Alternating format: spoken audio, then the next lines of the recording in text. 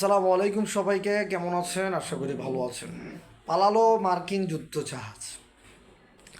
আপনার ওমান সাগরে মার্কিন একটি যুদ্ধজাহাজ টহলরত ছিল। সেখানে ইরানের নৌবাহিনীর আপনার একটি বিমান মুখোমুখি হয় এই আপনার ওই যুদ্ধজাহাজের কাছাকাছি। ইরানের নিয়ন্ত্রণাধীন এলাকাটা মূলত সেই নিয়ন্ত্রণাধীন এলাকার ভিতরে মার্কিনিরা তাদের যুদ্ধজাহাজকে সিস্টেমেটিকলি মূলত তাদের একটি পর্যবেক্ষণের একটি বিষয় দিয়ে তারা ঢুকে যায় সেখানে ইরানের নিয়ন্ত্রণাধীন এলাকায়। তো তাদের এই নৌবাহিনীকে দেখে নৌজাহাজকে দেখে ইরানের বিমান বাহিনী সতর্ক করে দেয় যে তারা যাতে তাদের গতিপথ পাল্টে ওই নিয়ন্ত্রণ রেখা থেকে দূরে সরে যায়। পরবর্তীতে এই বহর মার্কিনীদের তারা ভয় পায়, ভয়ে তারা সেখান থেকে দ্রুত অন্যদিকে আপনার তাদের মোড় ঘুরিয়ে ফেলে।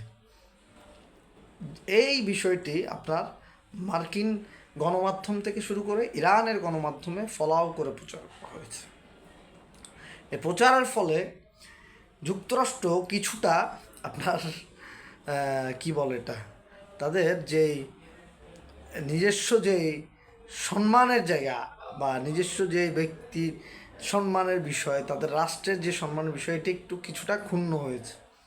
এই ক্ষুণ্ণ হওয়ার ফলে তারা এখন ইরানকে বিভিন্নভাবে হুমকি ধুমকি দিয়ে যাচ্ছে যে ইরানের এই আপনার পরমাণু কর্মসূচি করতে দেওয়া যাবে না, আগামী দিনে নিষেধাজ্ঞা আসবে, জাতিসংঘের নিষেধাজ্ঞা আসবে, তাদের আপনার পণ্যের উপরে বিভিন্ন নিষেধাজ্ঞা, তারা মানে হাবি জাবি তারা আপনার নিষেধাজ্ঞার ভয় দেখাচ্ছে। এই ভয়কে তারা ইরান কোনোভাবেই আপনার আমলে নিচ্ছে না।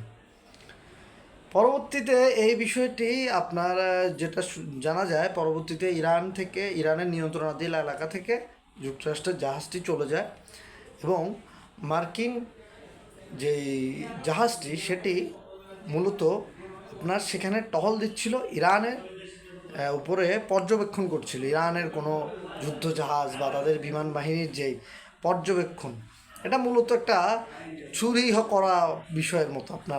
আপনি আপনার শত্রুর ঘরে চোরের মতো ঢুকে আপনি তার উকি ঝুঁকি দিচ্ছেন, আপনি যে সেখানে কি হচ্ছে, সেখানে কোন ধরনের তারা পরিকল্পনা সাজাচ্ছে, কোন ধরনের তারা ব্যবস্থা নিচ্ছে, এই বিষয়গুলোই হচ্ছে যে মার্কিনদের মানে আপনার যুক্তরাষ্ট্রের মূল বিষয়।